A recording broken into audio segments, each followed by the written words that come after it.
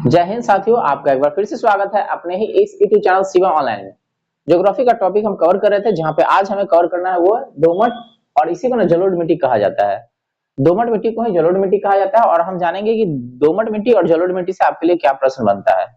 आपको बताना चाहेंगे जो आज जो 17 तारीख है, 17 मई, यहाँ पे सेलिब्रेट किया था विश्व दूर संचार दिवस। यानी आज के दिन में विश्व दूर संचार दिवस के रूप में मनाया जाता है। ठीक है, कभी कभी एक दिवस से न प्रश्न आ जाता है एग्जाम में, इसलिए इसको आपको पॉइंट रखना चाहिए, इसको ध्यान में रखना चाहिए। ठीक है, 17 मई है, विश्व दूर संचार दिवस के रूप में मनाया जाता है। तो चलिए देखते हैं दोमट मिट्टी के बारे में और जानते हैं यहाँ से क्या प्रश्न आपके लिए बनता है। देखिए, नदियों द्वारा लाई गई मिट्टी को ना जलोढ़ मिट्टी कहते हैं। यानी कि दोमट मिट्टी जो बनता है उसके बनने की प्रक्रिया है कि नदियां अपने साथ जो बहा करके मिट्टी लाती है उसी को दोमट मिट्टी कहते हैं या उसी को जलोढ़ मिट्टी कहते हैं। ठीक है, राष्ट्रीय मृदा सर्वेक्षण एवं भूमि उपयोग नियोजन ब्यूरो की नवीन रिपोर्ट के अनुसार जलोढ़ मिट्टी, इसको अलुवियल सॉइल भी कहते हैं अंग्रेजी में, अलुवियल सॉइल, देश में ना 35 लगभग 35 यानी 33.5%, 33.5%, 33.5% भूमि पर ना ये मिट्टी फैला हुआ है, जलोढ़ मिट्टी। ठीक है, समझ गए? मतलब नवीनतम जो आंकड़ा जारी किया गया उसमें अलुवियल सॉइल की प्रतिशत बताया गया 33.5% भागों में ना फैला हुआ है, लगभग 11 लाख वर्ग किलोमीटर क्षेत्र पर विस्तृत है। यह मिट्टी पंजाब से असम तक, पंजाब से असम तक, अगर मैप में देखिएगा तो ये आपका प्यारा पंजाब है और ये हमारा आपका असम है। ठीक है, दिख रहा है ना, ये असम असम।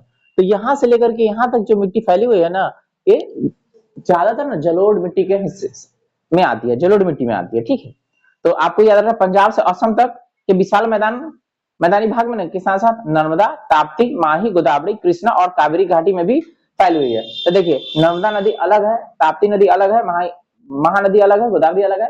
तो इसके जहां से ये नदी प्रभावित होती है ना, उस एरिया में भी जलोढ़ मिट्टी फैली हुई है।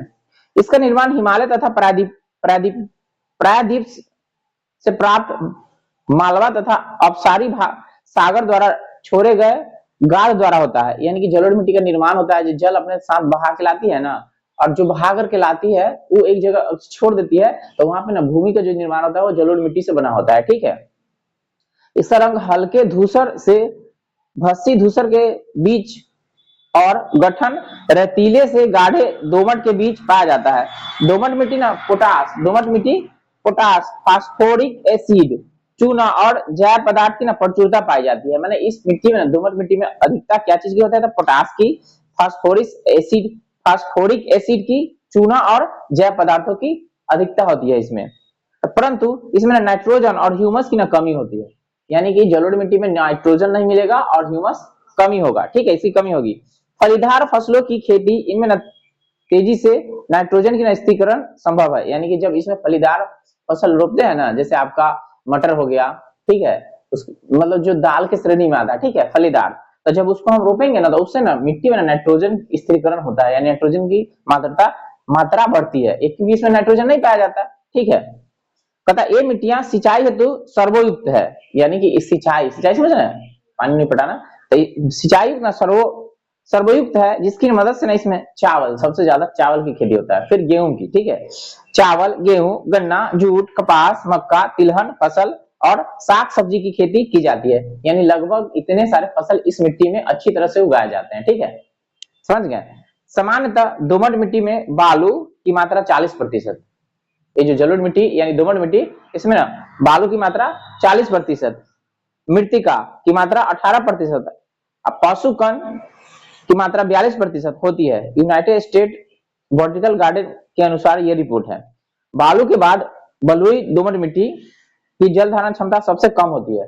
यानी जो पानी को जो धारण करने की सबसे ज्यादा क्षमता होती है वो हम आपको बताएं चिकनी मिट्टी में, लेकिन सबसे कम जो है इसी में है। हाँ, बालू के बाद, यानी जो बालू है उसके बाद बलुई दोमट मिट्टी की जल धारण क्षमता सबसे कम होती है, क्योंकि बालू में पानी लगाएगा तो थोड़ी ना पीता है, बालू जल सोख गया थोड़ी ना, नहीं सोखता। उसके बाद दूसरे नंबर पर ये है बलुई मिट्टी, तो इसमें ना रवे भारी मात्रा में ना बड़े एवं होते हैं।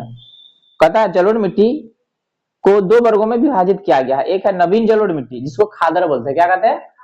ये क्वेश्चन परीक्षा में आता है कि नवीन जलोढ़ मिट्टी को किस नाम से जाना जाता है, या फिर ऐसे बोलेगा नवीन मिट्टी को किस नाम से जाना जाता है, या फिर नया मिट्टी को किस नाम से पुकारा जाता है। ठीक है, खोजना है, इसको बोलते हैं खादर। नवीन जलोढ़ मिट्टी जिसको ना खादर के नाम से भी जाना जाता है, इन मिट्टियों का विस्तार नदी के बाढ़ के मैदान क्षेत्र में पाया जाता है। तो आपको पता है ना कि बिहार में बाढ़ आता है हर साल, कौन नदी लेके आती है?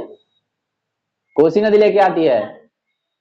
बंगाल में भी बाढ़ आता है हर साल, कौन नदी लेके आती है? दामोदर नदी। असम में भी बाढ़ आता है, कौन नदी लेके आती है? ब्रह्मपुत्र नदी। तो ये सब नदी जब बाढ़ लेके आती है ना, अपने साथ यही मिट्टी निर्माण करती है, यही जलोढ़ मिट्टी बनाती है, ठीक है, समझ गए, जो उपजाऊ होता है, समझ गए। तो कहता है इन मिट्टियों का विस्तार नदियों के बाढ़ के मैदानी क्षेत्र में पाया जाता है, जहां बाढ़ आता है, ठीक है, जहां प्रतिवर्ष बाढ़ के दौरान मिट्टी की नवीन परत का जमाव होता रहता है। इन मिट्टियों की जल धारण क्षमता अधिक होती है, जहां पे नवीन मिट्टी बनता है वहां पे जल धारण क्षमता अधिक होती है। यह मिट्टी सदैव उर्वरक बनी रहती है, यानी उपजाऊ मिट्टी होती है, इसमें सबसे ज्यादा फसल उपजते हैं। क्या चीज का फसल उपजते बता दिए आपको। अब पढ़ाते हैं प्राचीन जलोढ़ मिट्टी को। प्राचीन जलोढ़ मिट्टी को बोलेंगे बांगर, ठीक है। आई ना, कई बार एग्जाम में पूछा जा चुका है, एसएससी में भी, बीपीएससी में भी, स्टेट पीसीएस में भी आता है, ठीक है, ये सारे क्वेश्चन आते हैं। बीएसएससी भी यहाँ से क्वेश्चन उठाता है, ठीक है। तो ये क्वेश्चन आता है खादर और बांगर के लिए, जान लीजिए, ठीक है। तो प्राचीन जलोढ़ मिट्टी यानी पुरानी जलोढ़ मिट्टी को किस नाम से जानते हैं? बांगर के नाम से जानते हैं, ठीक है। बांगर मिट्टी की स्थिति बाढ़ की पहुंच से कुछ दूर ऊंचाई पर होती है, जहां बाढ़ की पानी नहीं पहुंच पाती है ना, कई साल तक वो मिट्टी वहीं रह जाती है, तो वो हो गया बांगर, ठीक है। यह मिट्टी का रंग गहरा पीला, रक्ताभ भूरा पाया जाता है, जिसमें ना चूनेदार कंकर के पिंड अधिक पाए जाते हैं। बांगर मिट्टियों पर लवणीय और क्षारीय प्रस्फुटन के कारण रे समझते हैं, बालू के कण जैसा था, रेत का जमाव मिलता है। यह मिट्टी कम उर्वरक होती है। कम उर्वरक मतलब कि उपजाऊ कम होता है नई मिट्टी के मुकाबले। नई मिट्टी ज्यादा उपजाऊ और पुरानी मिट्टी कम उपजाऊ। इसमें ना नियमित उर्वरक की आवश्यकता होती है, यानी कि आप इसमें कोई चीज उगाना है ना आपको, इसमें ना, इसमें आप पोटास, यूरिया ये सब छिटिए, ठीक है। उर्वरकता जितना भी है उर्वरक पदार्थ उसको छिटिए, तब उसमें जाकर अच्छा फसल होगा। इसके अलावा एक और मिट्टी पढ़ना है आपको, भावर के बारे में, ठीक है। तो देखिए, शिवालिक की गिरिपाद क्षेत्र में जलोढ़ पंख पाए जाते हैं, जिनकी मिट्टी ना स्थूल और गुटिका युक्त होता है, इसे भावर कहा जाता है। भावर के दक्षिण दलदली और गाढ़ी मिट्टी वाले क्षेत्र को ना तराई कहते हैं। दलदल समझते हैं, जहाँ पानी पीले रहता है मिट्टी, आप पैर रखेगा तो डूब जाइएगा, ठीक है, तो उसको तराई कहा जाता है। यह यहाँ की मिट्टी में नाइट्रोजन और जैविक पदार्थों की ना प्रचुरता और फास्फोरस की कमी होती है, यानी नाइट्रोजन इसमें ज्यादा होगा, जैविक पदार्थ ज्यादा होगा और नाइट्रोजन की कमी होता है। ये यहाँ के ऊंचाई भागों में प्राप्त प्राचीन जलोढ़ को ना राढ़ नाम से जाना जाता है। मतलब इस एरिया में जो प्राचीन जलोढ़ है उसको ना राढ़ के नाम से जाना जाता है। आपको पूछेगा भावर के बारे में और आपको पूछेगा तराई के बारे में, ठीक है, तो थोड़ा सा इसके बारे में भी ध्यान रखिएगा, यहाँ से क्वेश्चन चलते चलते आ जाता है, ठीक है।